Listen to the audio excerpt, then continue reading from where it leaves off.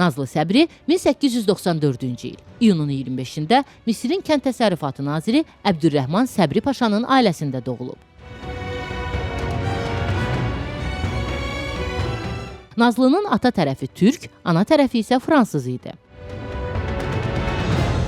Onun ulu babası Joseph Seve Napolyon Bonapartın sərkərdəsi olub. O, İslamı qəbul edərək Süleyman Paşa adını almışdı. Nazlı anasını itirəndən sonra bacısı ilə birlikdə Parisdəki internat məktəbinə göndərilir.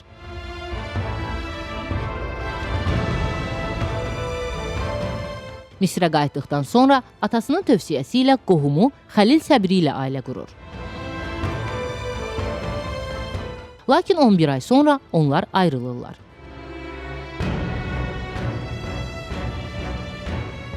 Nazlı bir müddət Misirli millətçilərin lideri Səd Zəğlulun qardaşı oğlu Səidlə görüşür.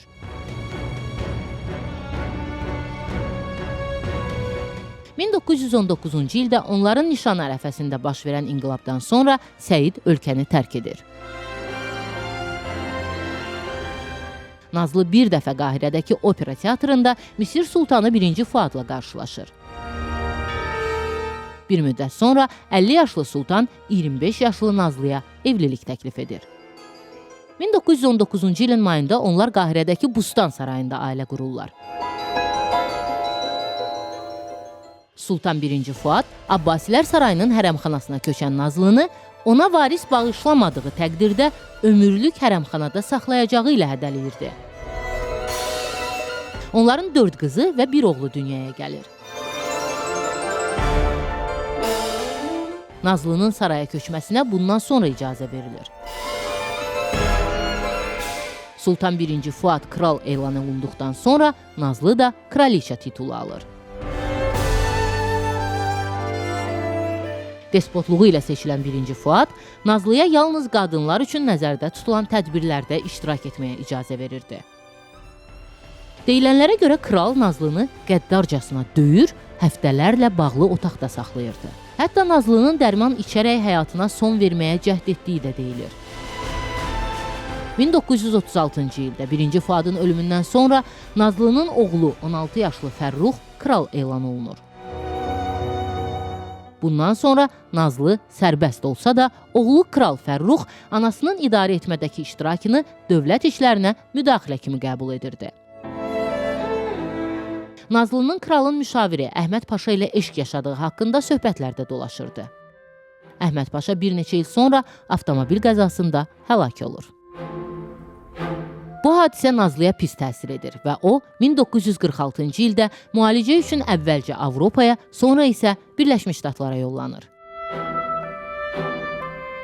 28 otaqlı malikanə alaraq qızı Fəthiyə və kürəkəni ilə orada yaşayır. Bacısı Fəthiyənin xristian Riyad Qali Əfəndi ilə ailə qurması kral Fərruxu qəzəbləndirir. O, anası ilə bacısını bütün titul və imtiyazlardan məhrum edir. Riyad İslamı qəbul etsə də, kral bu nigaha yenə də qarşı idi. Lakin Nazlı Sultan qızını dəstəkləyirdi. 1952-ci ildə kral Fərrux devrilərək İtaliyaya sürgün edilir. O, Romada vəfat edir. Oğlunun öldüyünü öyrənən Nazlı Sultan dəfn mərasiminə qatılır. Bu illər ərzində kürəkəni Nazlının var dövlətini havaya sovurduğu üçün onların çoxlu borcu yaranmışdı. Nazlı bütün qiymətli daşqaşlarını satmağa məcbur qalır.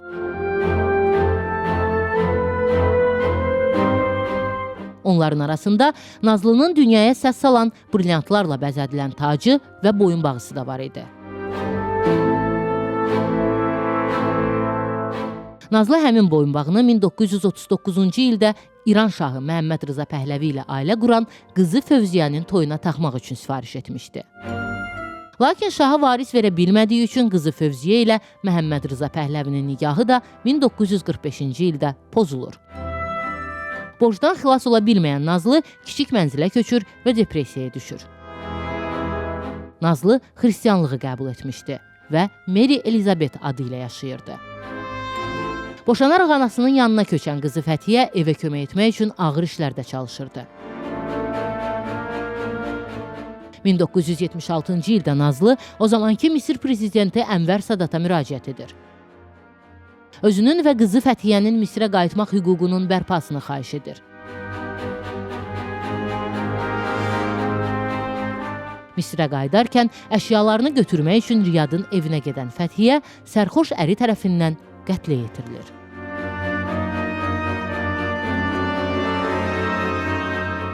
Bu hadisədən çox sarsılan Nazlı Birləşmiş Ştatlarda qalmağa qərar verir.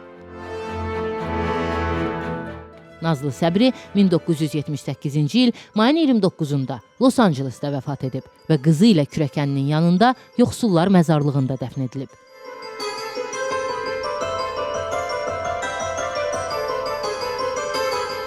$2015-ci ildə New Yorkda keçirilən hərracda Nazlının brilyantla bəzədilən boyunbağısı $4,3 milyon satılıb. Boyunbağını alan isə Nazlının qız nəvəsi rəssam Əminə Əl Dəmirdaş idi. Nazlının borca görə satılan qiymətli tacının kimdə olması haqqında isə heç bir məlumat yoxdur.